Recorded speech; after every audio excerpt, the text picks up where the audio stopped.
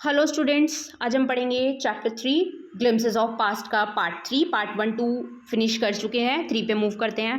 देखिए यहाँ पे लिखा है ब्रिटिश रूल। रूल मतलब उसका उनका शासन, ब्रिटिशर्स का। टाइम पीरियड देख लेना ज़रा, 1765 से लेकर 1836 की बात हो रही है यहाँ पे। ठीक है, तो इतने ही समय में ये अजीब अजीब तरीके के लोग थे, इनके बारे में पढ़ेंगे हम।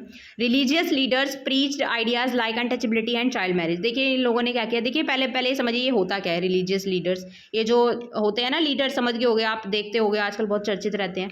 तो ये लीडर्स जो थे उस टाइम के, किस टाइम के, इस समय के, इन्होंने क्या किया, प्रीच किया। प्रीच करना मतलब कि उपदेश देना, उपदेश दिया। ठीक है, तो क्या उपदेश दिया, उपदेश देने का मतलब होता है कि 4-5 लोगों को या उससे ज़्यादा लोगों को इकट्ठा करना और फिर कुछ बातें बताना। ठीक है, तो अब उसमें ये क्या बताते थे, ideas like untouchability and child marriage. Untouchability होती है छुआछूत, और चाइल्ड मैरिज होती है जो बाल विवाह नहीं हो जाता छोटे बच्चों का, तो वो होता है। ठीक है, तो ये लोग हमेशा क्या बताएं, गलत ही चीज़ों को प्रमोट कर रहे थे पिछले उसमें, जो ये टाइम पीरियड था इस समय पे। और क्या बातें बताते थे, और बोलते थे anyone who crosses the seas. यहाँ पे हमको पता है यहाँ पे समुद्र है, इसका नाम है अरेबियन सी, और यहाँ पे जो है वो है बे ऑफ बंगाल, है ना। तो बोलते थे जो इनको क्रॉस करके जाएगा, समुद्र को क्रॉस करेगा, लूजेज हिज रिलीजन। बोलते थे कि जो यहाँ से जाएगा वो अपना रिलीजन खो देगा, लूज कर देगा। ठीक है, लूज करना, खोना। तो एनीवन जो लिखा है ये सिंगुलर नाउन है। सिंगुलर नाउन के साथ जो होती है हमेशा वर्ब भी सिंगुलर आती है, और वर्ब को प्रेजेंट टेंस में सिंगुलर बनाने के लिए एस या ई एस लगता है। तो क्रॉस के पीछे एस या ई एस लगा है। ठीक है, मेरी बात समझ में आ गई आप लोगों को। ये टेंस का पार्ट था, मैंने आपको बता दिया। आगे चलते हैं। All the misery in the world is due to women. ये एक अंकल जी आए हैं, क्या बोलूँ मैं, चलो ये बोल रहे हैं कि इस दुनिया का दुख, इनके जीवन का नहीं, इस दुनिया का ही दुख जो है, जो कष्ट है, वो क्या है, is due to women. Women की वजह से ही है। देखिए ड्यू टू जो होता है ना, वो रीज़न बताता है, ड्यू टू, ओके। और विमेन MEN वाला है, इट मीन्स जो नाउन है वो कैसा नाउन है, प्लूरल नाउन है। मेरी बात समझ में आ गई, आगे चलते हैं। द ट्रुथ वॉज दैट, अब ये ब्रिटिशर्स आपस में क्या बात कर रहे हैं, ये बोल रहे हैं, ये हंसते थे हम पे। अब ऐसी सोच के साथ हम लोग रहे हैं तो क्यों ना कोई हंसेगा, है कि नहीं। The truth was that Indians had lost self respect. ये तो सच तो ये है कि ये हम लोगों ने, इंडियंस ने, ये बोल रहे हैं ये कि इंडियंस ने अपनी सेल्फ रिस्पेक्ट को ही खो दिया है। ठीक है, ये लूज़ की सेकंड फॉर्म लिखी है, जो भी हमने ऊपर पढ़ी थी ना उसकी ये सेकंड फॉर्म लिखी है। ठीक है, हैड लॉस्ट थर्ड फॉर्म लिखी है। हैड के साथ हमेशा वर्ब की थर्ड फॉर्म आती है, ये बात ध्यान रखना, ओके। हेड के साथ वर्ब की थर्ड फॉर्म आती है। द ब्रिटिश स्कॉन्ड देम, और ये हम लोगों से जो थे ना, ये इंसल्ट भी मारते थे, नफरत भी करते थे, हमें पसंद नहीं करते थे। बस इनको क्या चाहिए था, हमारे देश को लूटना, और ये लूट रहे थे हमें आपस में लड़वा के। अब इतना तो दिमाग था नहीं ना राजाओं में कि आपस में ना लड़के इनसे लड़े, इन्हें भगाएं यहाँ से, है कि नहीं। वो तो बहुत देर बाद आई है अकल, वो भी किसी में आई थी, उसने बताया कि ऐसे ऐसे नहीं, ऐसे करते हैं। The natives are unworthy of trust. ये बोल रहे हैं कि यहाँ के जो नेटिव्स हैं ना, जो इंडियंस हैं, ये लोग लायक ही नहीं है ट्रस्ट के, विश्वास के। इनकैपेबल ऑफ ऑनेस्टी, बोलते हैं ईमानदारी तो है ही नहीं, सक्षम ही नहीं है। True I your honour but I am honest. तो ये एक है, ये चापलूसी करते थे ये लोग। बेसिकली इंडियंस क्या थे, चापलूसी करते थे, कर ही रहे थे, तभी तो बोल रहे थे तुम मेरी मदद कर दो, है ना। तो बेसिकली ये एक अंकल हैं, ये बोल रहे हैं कि true your honour I am honest. बोल रहे हैं ये तो सच है कि इंडियंस नहीं है, हम लोग लायक ही नहीं है ना, सक्षम ही नहीं है, लेकिन मैं ऑनेस्ट हूँ। अपने नंबर बना रहे हैं इनके आगे, मेरी बात समझ रहे हो। Being merchants the British wanted quick profits, their heavy taxes forced farmers to abandon their fields. देखिए ये मर्चेंट थे, बीइंग लिखा है यहाँ पे, मतलब ये मर्चेंट थे। मर्चेंट होने के कारण इन लोगों का यही मोटिव था, मेन मोटिव यही था कि जल्दी से जल्दी, क्विकली, बहुत जल्दी जल्दी प्रॉफिट को कमाएं, है ना।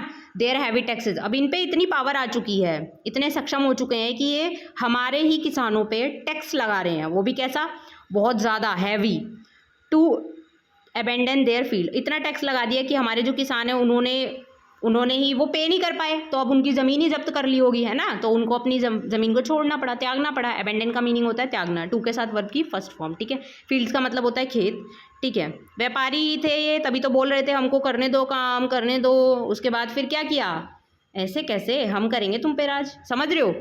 But your man are taking all my crop. अब इन्होंने बोला कि यार तुम्हारे आदमी मेरी पूरी फसल ले रहे हैं। क्रॉप का मतलब क्या होता है, फसल, और MEN लिखा है, मतलब कि क्या है, प्लूरल जो हमारा नाउन है उसकी बात हो रही है, और जो प्लूरल है नाउन उसके लिए हम लोग आर यूज़ कर रहे हैं। आर हमेशा बेसिकली हम प्रेजेंट टेंस में यूज़ करते हैं। You are still in arrears if you don't pay next week I will send you to jail. बोल रहा है कि अभी भी तुमने कर्जे में हो, तुमने अभी भी कुछ नहीं दिया है, अगर नहीं दोगे तो मैं तुम्हें क्या करूँगा, if you don't pay next week, अगर तुमने इसको नहीं पे किया, I will send you to jail, तो मैं तुम्हें जेल में डाल दूंगा, ये बोल रहा है। ठीक है, आगे चलते हैं।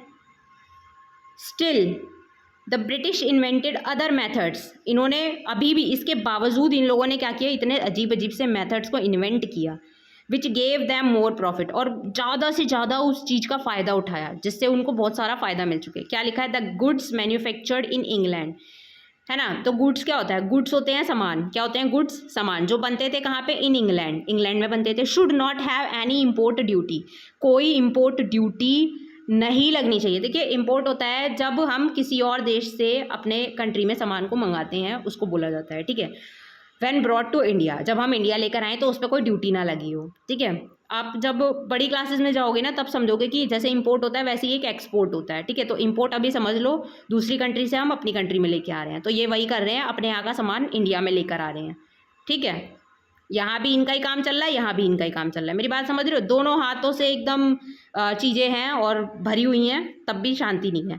अ गुड आइडिया, अब एक अंकल इनमें से, इनका ये कोई दोस्त होगा, वो बोलता है कि गुड आइडिया, अच्छा है। The East India company's law began to cripple Indians industries.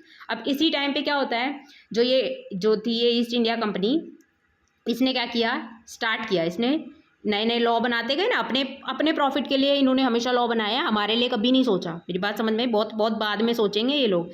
तुम पढ़ोगे सिविल सर्विसेज के लिए, कितने की उम्र कर दी यार, इतने में तो ग्रेजुएशन भी नहीं हो पाती है, सोच सकते हो, वो उम्र कर रखी थी उन लोगों ने। ठीक है, चलो पढ़ते, वो तो बाद में आएगा।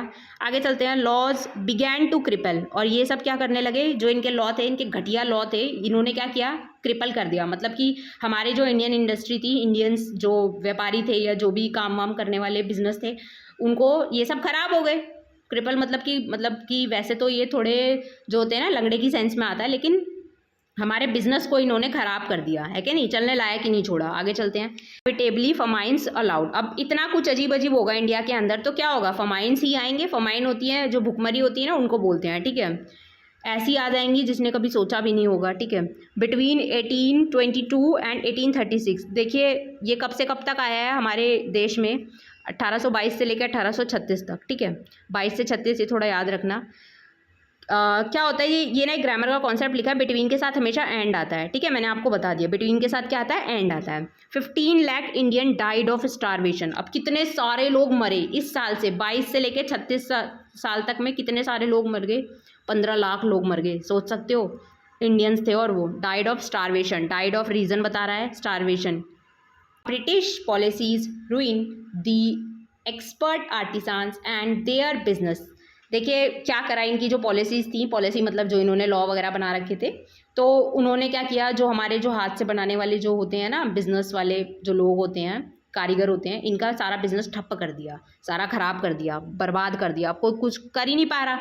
क्यों नहीं कर पा रहा भाई, आगे तुम लोग समझोगे यार। क्या है ना कि देखिए जो हाथ से बनाने वाला काम होता है ना, उसमें बहुत मेहनत लगती है। मेरी बात समझ रहे हो, जब वो लोग फार्मर्स पे इतना टैक्स लगा रहे हैं तो इन बेचारों का क्या हुआ होगा, मेरी बात समझ रहे हो। इसी वजह से तो देखो कितना गरीब हो गया हमारा देश की, 15 लाख लोग मर गए, किसकी वजह से, क्योंकि खाना ही नहीं था। सोच सकते हो कहाँ से कहाँ निकल कर आए हैं। इसके बाद हम इसका पार्ट 4 पढ़ेंगे। ठीक है, एक साथ पढ़ेंगे तो हम बोर हो जाएंगे, इसलिए धीरे धीरे पढ़ो। ठीक है।